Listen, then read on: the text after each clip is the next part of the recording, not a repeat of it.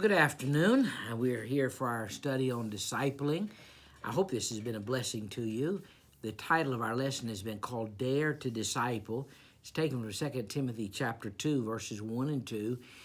And again, why dare to disciple? Well, it's a challenge. If you are going to be a disciple or if you're going to try to teach people, it's a challenge that you have got to be involved in.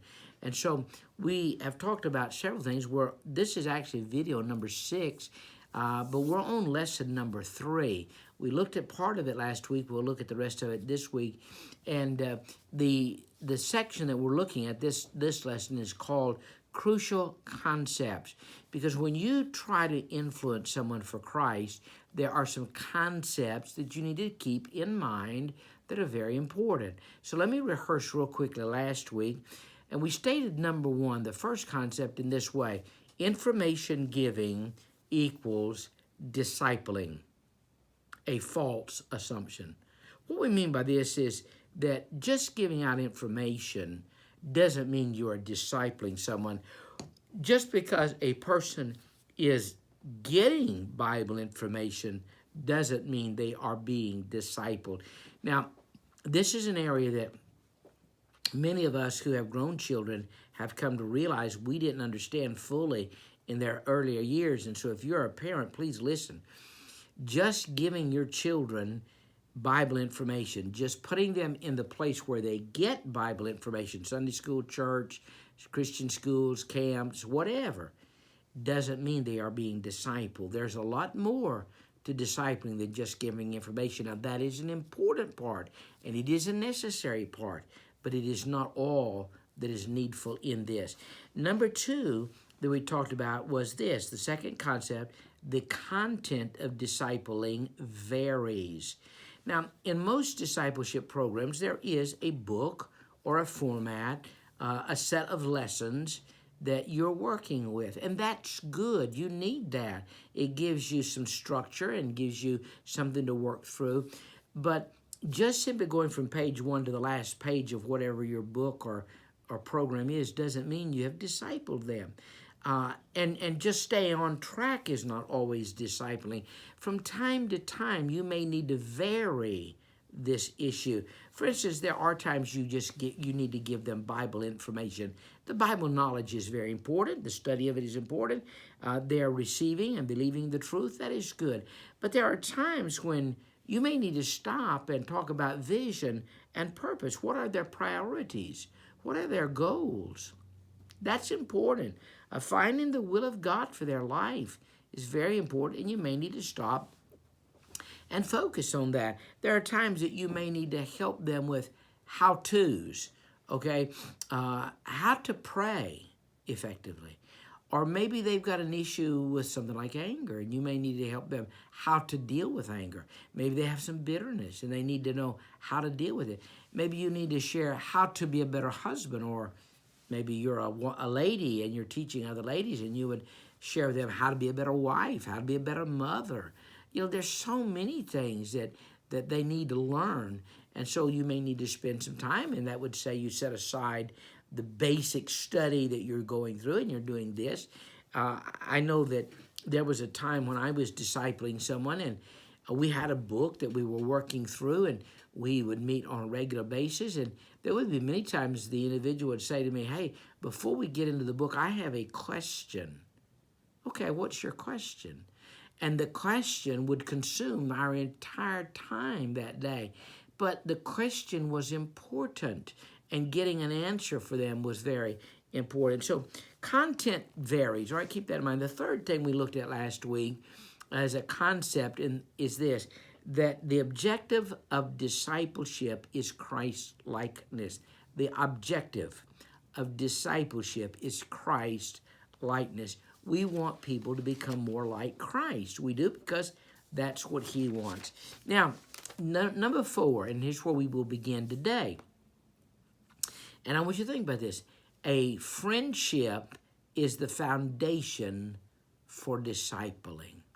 Now, I've asked you from time to time, if you have comments, make them, send them to me, and I will try to answer them. Or if there's something you'd like to say, then say so. Well, I had a comment the other day, and they said, Brother Jones, please slow down when you call verses for us to look at. Okay, I'm going to give you more opportunity. I have a Dr. Pepper with me here. And when I tell you where to turn, I'm going to get a drink of Dr. Pepper while you're turning. So you can do that. And you say, why are you drinking a Dr. Pepper? Because my throat is dry. I've been in sessions of some kind all morning today. And I need that, and then I also need a little energy as well. But in this thought, number 4, a friendship is the foundation of discipling. Turn to John 15 and verse 13. John 15, 13.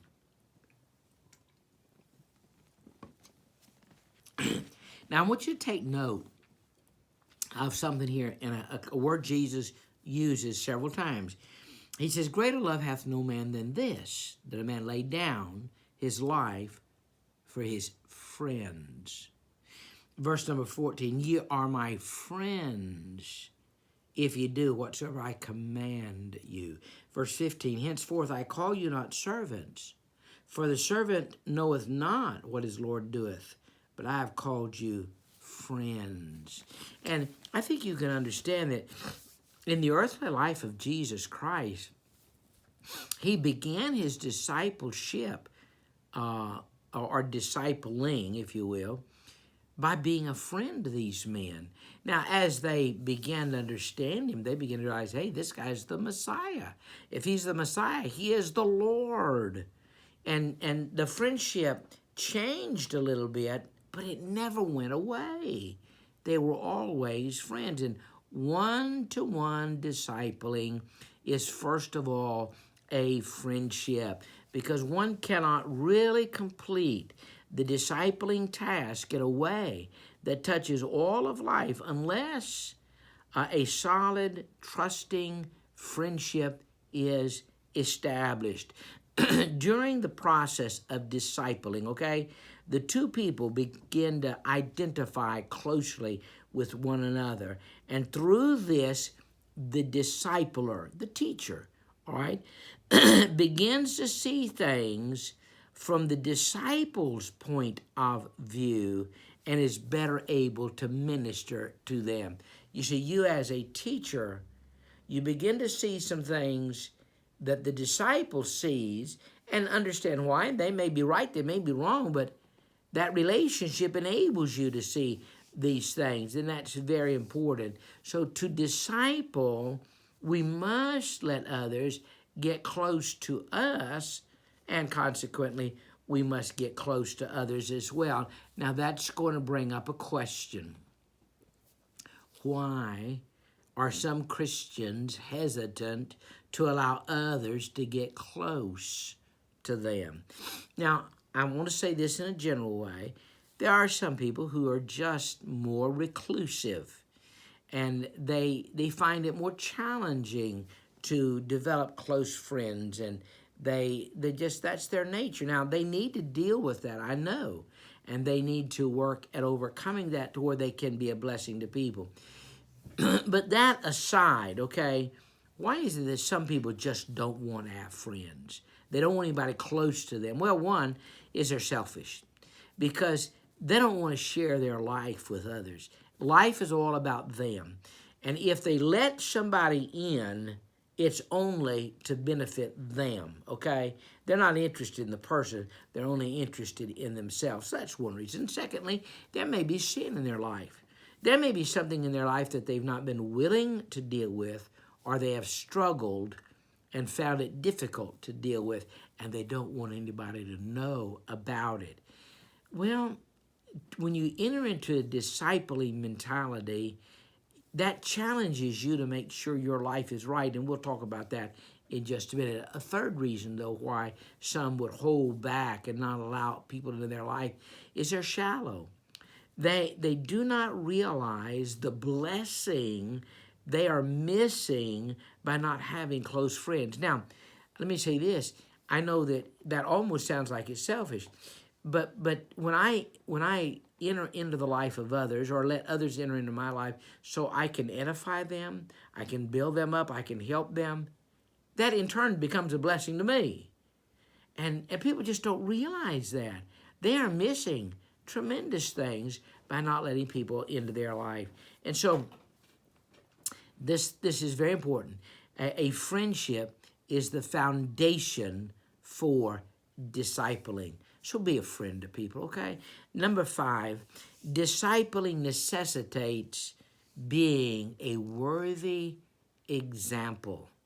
Now, I mentioned that already just momentarily, but to be effective, okay, the teacher, the discipler, the mentor, okay, should be practicing the content of that which they're teaching with more maturity than the one being taught, okay? In other words, if you're going to share some things about prayer, you should be praying in a more effective way than the one you're trying to teach how to pray, all right? If you're trying to teach evangelism, you should know how to win souls in a more effective way than someone else. So this is a very important thing there. A disciple, okay, the one being discipled, is not usually motivated to go on to maturity in an area where he suspects or sees that his teacher is a failure in. Now, James chapter 3 and verse number 1 deals with this. I want you to turn there. James 3 and verse number 1.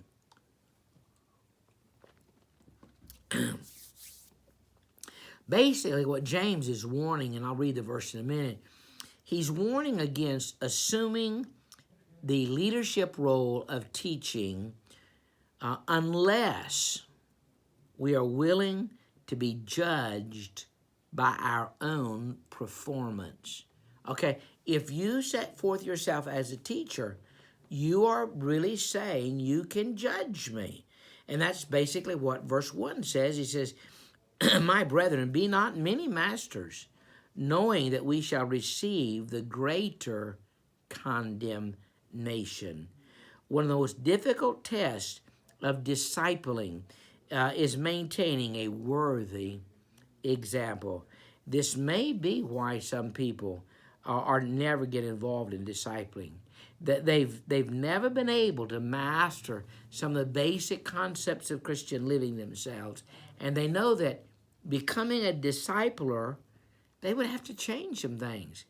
But I think about this way: being a discipler would motivate you to live more properly. So, what areas are we talking about? Well, there are a lot of areas.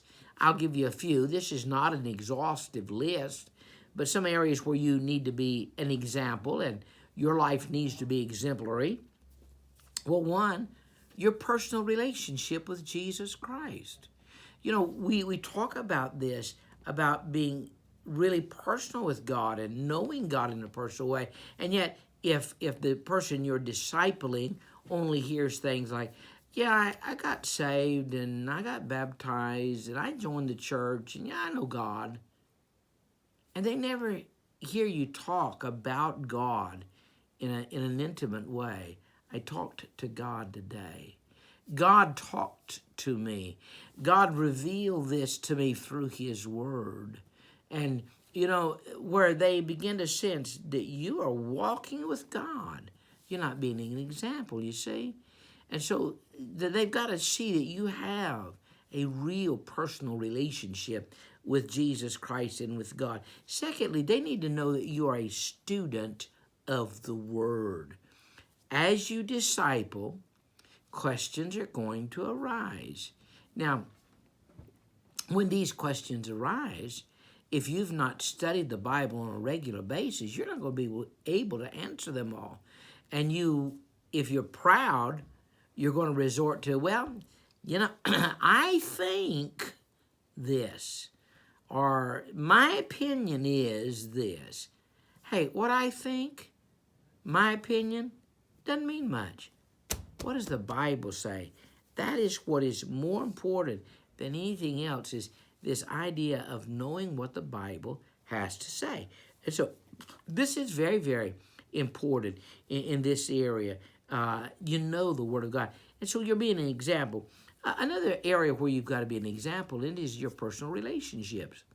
I mean, as you get to know someone, and they hear you make offhanded comments, do they feel like you have bitterness toward people? You gossip about people? You're angry towards someone? You've not been willing to forgive? So all those things are going to come out, because whatever's in your heart will eventually come out. And if you spend time with someone, it is going to come out. And if they hear these things from your lips, it's not going to be a good example to them. And so you've got to work on being the right kind of an example, a good example. The same thing about your commitment to the ministry of the local church. I mean, again, part of discipling is to get them to know all the Bible, and the Bible teaches very strongly how you, as an individual, need to be committed to, involved in, supporting the local church. That all goes together. Now, if they begin to think, I need to go to church if they're not already going, and they show up and you're not there, and they begin to talk about it and ask people, and people say, oh, well, he rarely comes to church. That's not going to be a real positive example.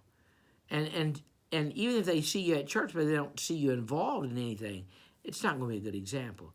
You've got to be an example to people about being in church regularly, serving in the church, and they need to know, not only to know the amount, but they need to know that you support the church as well. Now, this takes me to number 6, which kind of brings several of the thoughts together, these crucial concepts. So let me read it. Truth is learned best, all right, when presented simultaneously by the intertwining of example and precept.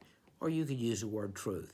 So let me say that again. I hope it makes sense to you. Truth, okay, is learned best when presented simultaneously by intertwining of example and precept. Disciples are more likely to apply suggestion simultaneously when they're interwoven or intertwined with the example and truth, okay? You're teaching about prayer, and you give them good personal examples about your prayer life. It's going to mean a whole lot more. So this is a very, very important thing. Look again at Philippians chapter 4. This is a verse we've not looked at, but look at Philippians chapter 4 and verse number 9. Philippians chapter 4 and verse 9, and then we're going to go back to 2 Timothy here in just a minute as well. But listen to what Paul says to the Philippians. Those things which ye have both learned, all right, and received, and heard, and seen in me, do. So you see, it brings that whole thought together. There's truth, and their example, and they're interwoven together in that capacity. He says somewhat the same thing to Timothy in 2 Timothy chapter 2 and verse 2. He says, and the things that thou hast heard of me among many witnesses, the same commit thou to faithful men. Timothy, you need to take that which you've learned of me, and you've heard that from other people, and you need to share that with others as well. And so this is our 6th point in our outline. Truth is learned best when presented simultaneously by the intertwining of example and precept. Number 7, a very important thought here. To be discipled is to be changed. Okay? Now, turn to 2 Corinthians chapter 3 and verse number 18. 2 Corinthians chapter 3 and verse 18, Paul writing to the Corinthians. Notice what he says here. And just get an idea. There's a lot in this verse. He said, but we all with open face, beholding as in a glass the glory of the Lord. All right? We're looking into the face of Christ through his word. Notice, we are changed into the same image from glory to glory, even as by the Spirit of the Lord. Now, it's the thought of being changed that I want to emphasize. The discipler must plan for major changes in the area of knowledge, methods, value, and relationships, okay? You've got to expect, you as the discipler, have got to expect to see change in the life of the one you are discipling. Because if not, what do you have to prove that the work is being effective? You see, without fruit, it is difficult to evaluate the success of a tree. If a tree never produces fruit, something's wrong, okay? Without observable changes in a disciple, it's difficult to evaluate, is he really committed to the matter of being discipled? And so we have to expect change. And of course, number 3, the objective of discipleship is Christ likeness. That is a continual change in our life. And this is very, very important. Number 7, discipling is not an end in itself. Don't ever look at discipling as a ritual or a duty, and you start here, you get through this, now you're finished. You spend 6 weeks, 6 months, a year with somebody, you get through a workbook, and now it's over with. The discipling is done. No. Discipling is not an end in itself. It is the beginning of a lifelong relationship. And even after you have discipled somebody and they have grown in their life and they maybe are discipling others, there will always be that relationship you will have with them. And you will always be there to continue to convey new truth to them, or to assist them, or to encourage them, or to edify them, whatever it may be. You'll always be there to do those things. In Matthew 28, 19 and 20, we are told that we are to evangelize the world, and that is a very important thing. We do that, and then, after we have evangelized and they've been baptized, that is, I believe they've identified with the local church through baptism there, then we are told to teach them to observe all things whatsoever I've commanded you. Folks, that's a lifelong job, to teach them all things. You cannot think that going through a programmed series that you have taught all things, okay? That's a beginning place. And as your relationship continues, even though they may have gotten through the basic discipleship and they're able to stand on their own and they're able to lead out as well, you're still going to be there to disciple them. So the discipling is not an end in itself. And number 9, and we have talked about this to some degree, discipling takes time, okay? When a person sets out to disciple another person, they better be willing to commit to time, because it takes time. Discipling cannot take place at convenience, okay? Now, we know that you can lead a person to Christ effectively, especially if the Spirit of God's already been working in their life. You can lead them to Jesus in maybe 20 minutes, 30 minutes. But discipling is a lifetime event, and as such, it takes time. Turn to Acts chapter 20, if you will, okay? Look in your Bibles to Acts chapter 20 and verse number 18. Paul here is speaking to the Ephesian believers. Now, if you know anything about Paul's relationship to the Ephesians, he had spent better than 2 years with them, not only evangelizing but teaching, and then it was an ongoing thing. And these verses here, he's meeting them outside the city as he's on his way to Jerusalem, and he is really, I think, just doing some ongoing discipling by encouraging them. But notice what he says in Acts 20 and verse number 18. And when they were come to him, he said unto them, Ye know, from the first day that I came into Asia, after what manner I have been with you at all seasons. He'd been with them for quite some time. He said, serving the Lord with all humility of mind and with many tears.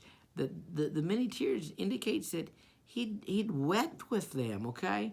Or over them, whatever. And temptations which befell me by the lying in wait of the Jews. And now I am, and how I kept back nothing that was profitable unto you. But notice, I have showed you and taught you publicly and from house to house, testifying both to Jews and also to the Greeks, repentance toward God and faith toward our Lord Jesus Christ. You know, all that is contained there in those verses and later on, further down, indicate Paul spent time with the Ephesians. And if you're going to mentor someone, disciple somebody, it's going to take time. And then lastly, let me just say this, that another crucial concept to this matter of discipling is you got to have love for the person you're trying to disciple. You know, in order to be discipled, the person must submit to the leading and the teaching of a discipler. And the one doing the discipling, the teacher, must so love the disciple that that kind of submission is received out of respect. When Paul told the Corinthians, "Be ye followers of me, even as I also am of Christ," it cannot be understood without realizing that Paul was submitted to Jesus Christ, and he was expecting them to follow in his steps. And so the discipling, the one discipling, or the discipler, must be willing to lovingly build up the disciple for his full potential in God. That's what it's all about. And so what have we talked about in this lesson here? Crucial concepts. Well, again, real quickly, number one, that information giving alone is not discipling. Okay, it takes more. Number two, the content from time to time varies. Number three, you've got to realize that Christ's likeness is the goal, the object of discipling. Number four, discipling requires a foundation of friendship. Number five, discipling means you must be a worthy example. Number six, truth and example put together is an effective way of discipling people. Number seven, we need to expect change in the person that is being discipled. And of course, as we go on, there should be change in our life as well. Number eight, discipling is not an end in itself. It is a beginning of a lifelong relationship. Number nine, discipling takes time. And number 10, love. Love for the one you're discipling needs to be exercised, because the person being discipled will respond more effectively if they know that they are being loved. Well, thank you for joining us today. Next week, we're going to continue, and this will be the cost of discipling. Hope you'll join us continually in this study. God bless you.